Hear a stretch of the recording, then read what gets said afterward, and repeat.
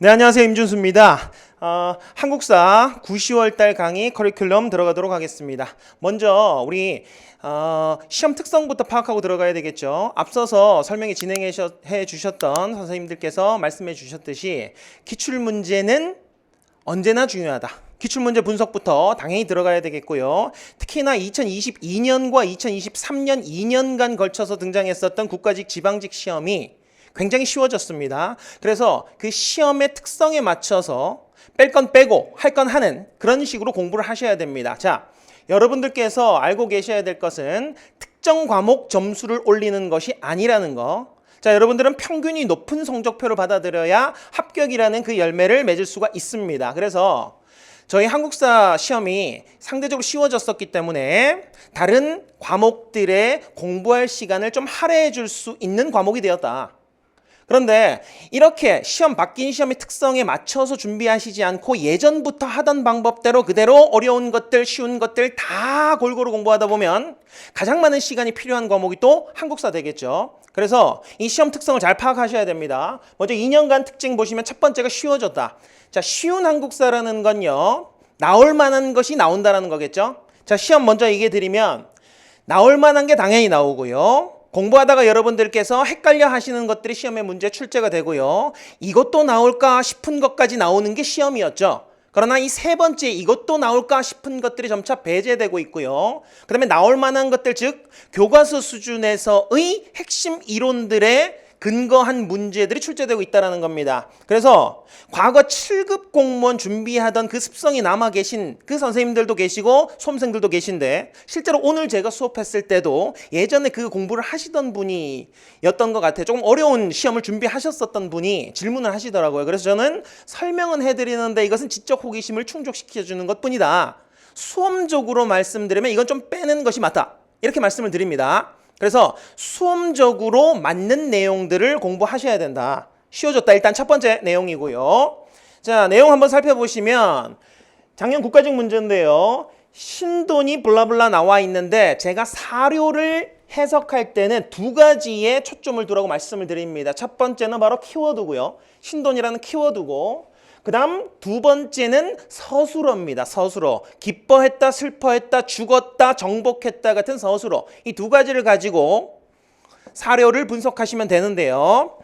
이게 너무나도 쉽게끔 신돈이 등장하면 전민변종도감입니다. 그런데 과거의 전민변종도감을 공부할 때는 어떻게 공부를 했었느냐 보시면, 전민변종도감의 흐름을 살펴보시면은 예전 원종 때부터 충렬왕 지나서 공민왕 지나서 우왕까지 이것들을 다 공부했었는데요. 지금은 핵심 이론에 집중하면 되기 때문에 전민변종도감 신돈하면 떠오르는 이 중에서 가장 대표적인 전민변종도감의 내용인 공민왕 때만 공부하시면 된다는 거예요.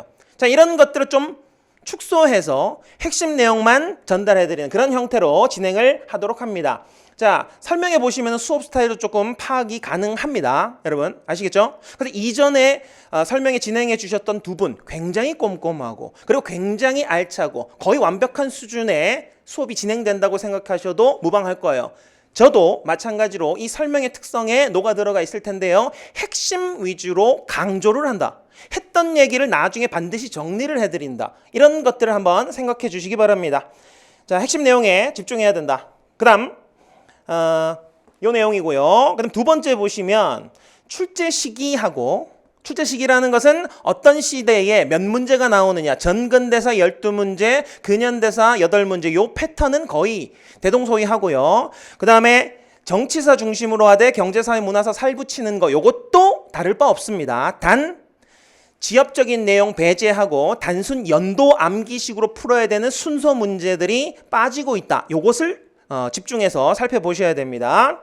그럼에도 불구하고 변별력 문제는 여전히 순서 파악 문제예요. 순서 파악 문제. 사실 한국사 문제라는 게 시기 파악을 하게 되면 거의 끝났다라고 보셔도 상관은 없습니다. 그래서 요 시기 파악 문제, 그 다음에 심화사료 해석 문제, 이런 것들을 대비할 수 있게끔 수업을 준비해 놨고요. 그 다음 최근에 그 사진 자료도 가끔 등장하긴 하는데 거의 의미는 없습니다. 왜냐하면 유물 사진 자료 밑에 그 이름들을 써드리기 때문에 결과적으로는 줄글로 된 공부만 하면 된다. 그러나 교재에는 사진 자료와 지도를 충실하게 실어놨습니다. 왜냐하면 시각적 자료를 통해서 내 이해를 좀 도울 수 있는 측면이 있기 때문에 그랬었고요. 그 다음에 다섯 번째는 제가 기출문제 중요성을 첫 번째 말씀드렸었는데 요 얘기를 드릴게요. 역사는 반복된다. 기출문제도 반복된다. 문제 자체가 반복되는 것이 아니라 문제의 주제들이 반복되고 있습니다. 실제로 최근 2년간의 문제를 보시면은 자 22년도 문제 정답 지문이 23번 오답 지문이 정답 지문으로 등장하는, 그래서 결과적으로는 나중에 동형 모의고사라든지 기출 문제를 풀 때는 한 문제를 풀 때 어떤 식으로 공부를 하셔야 되느냐, 저도 어떤 식으로 문제를 작성해서 드리느냐, 답이 2번이라면 2번이 답이 된 사료를 공부를 했겠죠. 그러면 답이 1번이 될 수 있는 사료 학습을 하게 되겠고 3번이 답이 될 수 있는 사료 학습, 4번이 답이 될 수 있는 사료 학습. 그래서 이 한 문제의 기출 문제를 풀 때도 충실하게 내용을 파악해 봐야 된다. 그리고 그렇게 볼 수 있게끔 준비를 해 두었다. 생각을 한번 해볼 수가 있고요. 그러면 한국사 학습 전략 한번 살펴볼게요. 지금 말씀드렸었던 그 시험 출제 유형과 지금 바뀐 2년간의 패턴에 근거해서 학습을 어떻게 해야 되는지, 당연히 첫 번째는 기본 이론에 충실한 겁니다. 기본 이론에 충실한 거. 제가 말씀드렸던 거 잊지 마시고요. 나올 것들이 당연히 나온다. 그리고 여러분들 공부하다 보면 헷갈리는 내용들이 나옵니다. 거기까지 하면 90점이에요. 사실은. 그리고 좀 심화 사료라든지 세부 시기 파악 문제까지 하면 만점을 받게 되는 그런 시험 되겠습니다. 그래서 반복 학습 하셔야 되겠고요. 기출 문제는 아까 말씀드렸다시피 오답 지문, 정답 지문 다 보셔야 되고, 그리고 사료가 같이 등장을 하기 때문에 사료는 키워드와 서술어를 중심으로 어떻게 분석할 건지를 학습하셔야 됩니다. 그 다음에 시기 구분 방법이 중요한데요. 이게 수험적인 시기 구분 방법을 익히셔야 됩니다. 수험적인 시기 구분 방법. 예를 들어서 임진왜란 같은 경우에는 전기, 후기, 전기, 중기, 후기 뭐 이런 식으로 많이 나누지만 수험적으로 따졌을 때는 양난을 기준으로 해서 전, 후기로 나누는 것이 맞고요. 그 다음에 고려시대 같은 경우도 전기, 후기, 전기, 중기, 후기 이렇게 나누지만 수험적으로 봤을 때는 고려시대는 집권층의 변화와 외침의 순서를 기준으로 해서 시기를 나누셔야 됩니다. 이렇게 국가별로 시기 구분의 기준이 있어요. 그 기준들을 여러분들이 파악을 하실 필요가 있습니다. 그래서 저는 영편에서 한국사 베이스가 없으신 분들을 대상으로 해서 영편에서 이 시기 구분 방법부터 설명을 드리고 있습니다. 그리고 요동이 어딘지, 산둥이 어딘지, 만주는 어딘지, 간도는 어딘지, 서간도는 어딘지, 북간도는 어딘지 이 지역 명칭부터 영편에서 배경 지식으로 제공을 하고 있습니다. 그래서 기본기 없으신 분들도 충분히 만점이 가능한 그런 시험이 되고, 그런 시험을 대비하기 위한 강의로 준비를 해 두었습니다. 그리고 4번 보시면 모든 문제는요, 정답 지문과 오답 지문으로 구성이 되어 있겠죠. 그러면 정답 지문을 학습할 때 오답 지문까지도 염두에 두면서 학습을 하셔야 돼요. 그것은 무엇이냐? 자, 조금 이따 살펴볼 율곡 2에 대한 문제의 오답은 퇴계 이황이 될 가능성이 있겠죠. 그러니까 오답 지문에 어떤 것들을 배치를 하면 수험생들이 헷갈릴까를 고민하면서 문제를 출제하게 되어 있단 말이에요. 그래서 그 비교 준거, 오답 지문에 나올 만한 것들을 항상 비교하면서 대비시키면서 공부를 하셔야 된다. 그래서 줄글로 된 설명 끝에는 항상 저는 비교표로서 비교 준거와 정답 지문을 함께 공부할 수 있게끔 구성을 해두었습니다. 그리고 자, 많은 분들이 한국사 어려워하는 이유가 있죠. 뭡니까? 바로 암기가 수반된다라는 겁니다. 제 이름이 임준수입니다. 임준수. 저희 할아버지께서 돌아가시기 전에 손주가 아들만 태어날 거라는 예지를 하셨나 봐요. 실제로 9명의 손자가 태어났는데 그 이름들을 준구부터 시작해서 쫙 준철이까지 쭉 지어놨어요. 제가 그 중에서 4번째 태어나서 준수가 된 겁니다. 뭔 말이냐? 이름은요, 자신의 삶과 연관성이 전혀 없다라는 거예요. 즉 이해할 수 있는 영역이 아니라는 거죠. 무슨 말씀인지 아시겠죠? 그래서 단순하게 이름은 암기입니다.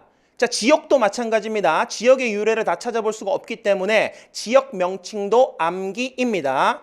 그리고 근대사나 전근대사에서 발생하는 여러 사건들의 명칭이 연도로 이름 지어져 있어요. 갑신년에 일어났다 갑신정변, 갑오년에 일어났다 갑오개혁, 갑오농민운동 이런 식으로. 그것이 1894년인지 1884년인지 연도를 암기 안 하더라도 사건의 명칭이 연도로 구성되어 있기 때문에 자, 세 가지 이름, 지명, 연도, 연도를 상징하는 어휘 이것들을 암기하셔야 됩니다. 암기. 그렇기 때문에 여러분들은 암기를 두려워하시면 안 됩니다. 어쩔 수 없어요. 여러분들 선택한 길이고 이 한국사 학습의 기반이 되는 겁니다. 그리고 공부를 하시다 보면 암기를 해두는 것이 이해를 돕는 영역도 있어요. 선 이외 후 암기도 있고요. 선 암기 후 이해도 있습니다. 단순 암기하는 것들이 있습니다. 자, 그러나 아까 처음에도 말씀드렸다시피 단순 연도 암기만으로 푸는 문제는 지금 배제되고 있어요. 예전에 단순 암기식으로 연도를 외워야지 풀 수 있는 문제들이 있었거든요. 그래서 그 암기 방법들은 다 만들어 놨긴 합니다. 그러나 여러분들께서 그것을 다 활용하실 필요는 없어요. 뭐 예를 들어서 강화도 조약이 최초의 근대적 조약이고 개항이죠. 그럼 개항은 수탈의 시작입니다. 그래서 수탈 당하면 열받잖아요. 수탈 당하면 줄어들잖아요. 7, 6, 1876년 이 강화도 조약 뭐 이런 식으로 만들어 놓긴 했어요. 그러나 이런 것들을 기준점 삼아서 선후 관계를 파악하면 족하다는 겁니다. 아시겠죠? 최초의 근대적 병원 광해원이라고 있습니다. 그러면 말을 한번 만들어 보죠. 광해원에 처음으로 방문했었던 사람이 팔이 다쳤다. 아프면 일단 이거예요. 아프면 이거고 858 1885 광해원 뭐 이런 식으로 만들어 놓긴 했습니다만 이것은 그냥 과거 문제용이고 지금은 어떤 기준점을 세우긴 해야 돼요. 그래서 객관식스러운 암기를 하셔야 됩니다. 여러분들은 무기가 뭡니까? 단 하나밖에 없어요. 무기는 바로 객관식이다. 그래서 풀네임을 외우지 않아도 된다. 오늘 수업했었던 태종 때 만들어진 동양에서 가장 오래된 세계 지도 홍일 강리 역대국도 지도 홍일 강리 역대국도 지도를 다 외우실 거예요? 천상열차 분야 지도를 다 외우실 겁니까? 아니죠. 혼이 온 세상을 의미한다. 그래서 세계 지도다. 이런 식으로 암기를 해두시면 됩니다. 아시겠죠? 자, 그래서 이것도 이 지방직 문제 한 문제 보시면 올해가 초가을에 비로소 저는 책을 완성해 그 이름을 성학집요라고 하였었다. 이거는 두 가지를 한번 활용해 보도록 하겠습니다. 먼저 비교 준거가 핵심이라 그랬었죠. 비교 준거. 이것은 성학이라고 하는 것은 군주의 자세인데 여기에 대해서 얘기했었던 인물이 바로 이황과 율곡이이 되겠습니다. 그러면 이 이황과 이이를 같이 학습하시고 구분을 해 두셔야 된다는 거예요.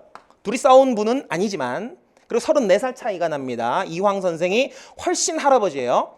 자, 그런데 이 두 분을 구분하셔야 됩니다. 그럼 두 분의 책이 성학집요와 성학십도라는 책이 있는데 그 책들을 어떻게 구분할 것이냐. 같은 성학인데 우리는 이 분들에 대한 이미지를 매겨 놓으셔야 돼요. 인물이나 왕들은 이미지를 매겨 놓으셔야 됩니다. 이황 선생은 동방의 주자라고 불릴 정도로 성리학의 1인자였습니다. 대학자였었고 지금으로 따지면 서울대 총장 정도로 한번 해볼까요? 그러면 율곡이이 선생은요 떠오른 태양입니다. 카이스트 최연소 교수로 해둘까요? 그러면 누가 더 실용성을 강조했겠어요? 당연히 이분이 실용적이겠죠.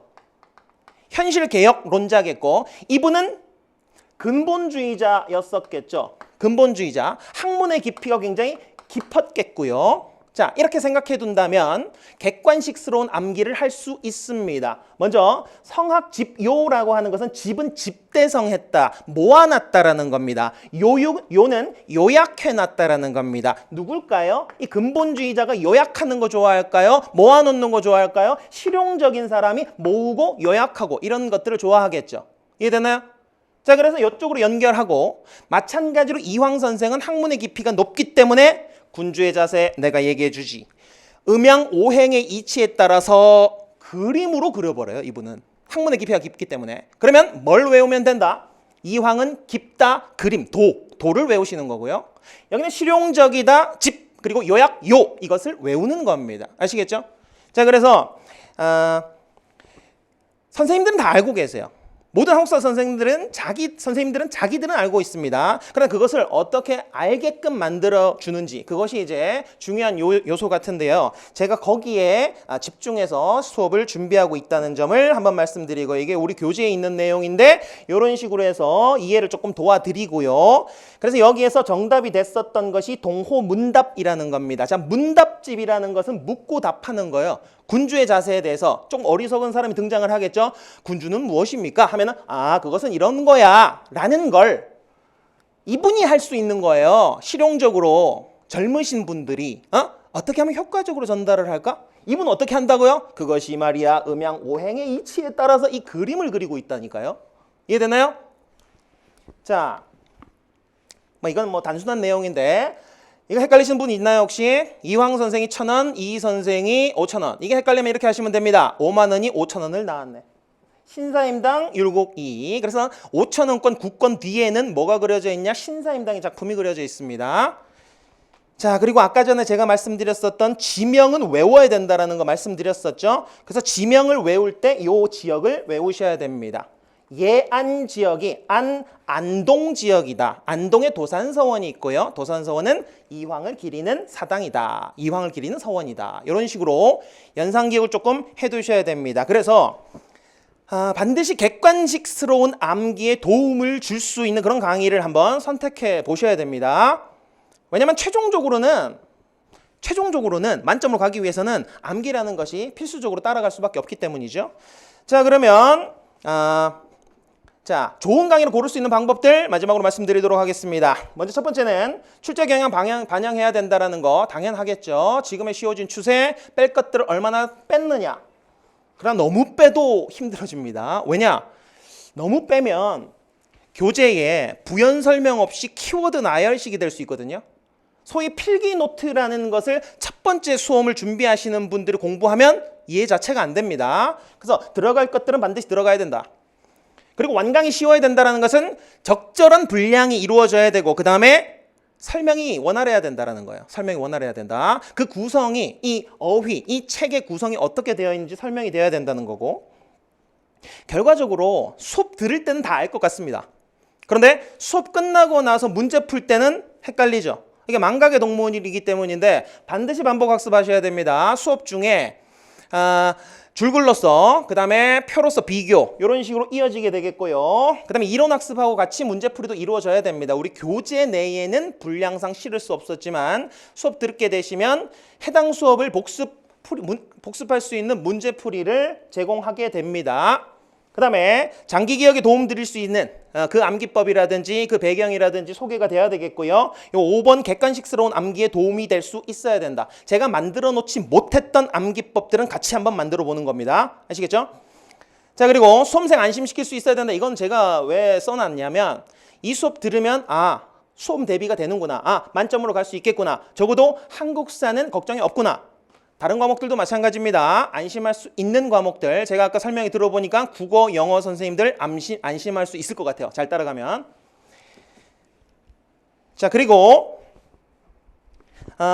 제가 여러 선생님들의 강의를 모니터 해봤는데 강의 수가 너무 많습니다. 무슨 특강 뭐 들어야 될지를 모르겠어요. 도무지. 책만 하더라도 수십 권까지는 아니지만 거의 10권에 가까운 육박한 그 책들을 구매를 해야 되더라고요. 자, 단순한 것이 최고입니다. 단순한 것이 최고예요. 그래서 커리큘럼 말씀드리면 이론 학습 2회 반복할 거고요. 7, 8월 달, 9, 10월 달. 그 다음 문제풀이 2번 진행할 거고요. 그 다음 마무리 정리할 겁니다. 그리고 사이사이에 이론 학습 사이에도 문제풀이가 들어갈 거고 기출문제 사이에도 이론 학습이 들어갈 겁니다. 이때도 당연히 들어갈 거고요. 그래서 이 과정을 지킬 것이다. 그리고 한국사만 만점 받을 수 없겠죠. 여러분들이 받아야 되는 것은 평균이 높은 성적표니까요. 그럼 평균이 높기 위해서는 어떻게 해야 됩니까? 모두에게 동일하게 제공되어 있는 그 시간을 어떻게 효과적으로 효율적으로 분배하느냐. 이것이 핵심이다. 그래서 같이 수강하시게 되면 일단은 기본적으로 이론 강의와 주제별 이론 강의 한 번 더 진행을 하게 되고요. 이 4개월이 여러분들의 이론을 다져드릴 겁니다. 그리고 기출문제 학습하고 동형 모의고사 이런 것들을 통해서 문제풀이 방법도 익히시고 그리고 문제풀이 하면서 이론 학습이 될 거고요. 그 다음 최종적으로 마무리하게 되면 누수는 없을 거라고 생각을 합니다. 그리고 그 중간중간에 사료와 암기 특강들을 계속 진행하니까 참고를 해두시면 좋을 것 같습니다. 자, 이게 지금 수강하고 계신 분들 같이 저하고 짜본 학습 플래너인데요. 여러분들께서 시간을 효율적으로 활용을 하셔야 됩니다. 제가 여러분 그 설명의 자료 뒤쪽에 예시로 그 빈칸 뚫어져 있는 학습 플래너를 넣어 드렸을 겁니다. 그 학습 플래너 한번 활용해 보시면 도움 받을 수 있을 것 같아요. 뭔 말이냐? 오늘 무슨 학습을 해야 되는지에 대한 계획이 서 있어야 된다는 거예요. 주말 동안에, 일주일 동안에 어떻게 공부할 거인지에 대한. 그래서 가급적이면 고정 스케줄을 먼저 작성을 해 두시고 나머지 학습 시간을 어떻게 채울 건지, 그리고 휴식 시간도 반드시 한 번은 부여하셔야 됩니다. 늦잠 자는 시간 한 번 정도 있어주면 딴 걸 다 충실하게 수행했을 때 쉴 때도 확실하게 쉴 수가 있더라. 그리고 한 방에 여러분들이 이 스케줄대로 해나갈 수가 없습니다. 그래서 성취도도 제가 넣어드렸으니까 성취도도 한번 체크해 보시고 최종적으로 일주일 동안 내가 몇 시간 정도 학습할 수 있는지를 한번 연습을 해 보셔야 돼요. 그런 과정을 거쳐서 내 학습 계획을 세우셔야 됩니다. 그래서 시간 관리가 핵심이다. 시간 관리가 핵심이다. 그 말씀 다시 한번 드리고 한국사는 믿고 같이 하셔도 좋다. 이런 말씀을 끝으로 설명에 마무리하도록 하겠습니다. 제가 마지막 문장 다시 한번 읽어드릴게요. 관건은 시간 관리입니다. 시간 관리. 한국사는 다행히도 다른 시간을 뺏어오는 과목은 아니게 됐어요. 다른 과목들의 시간 확보를 도와줄 수 있는 과목이 되었다.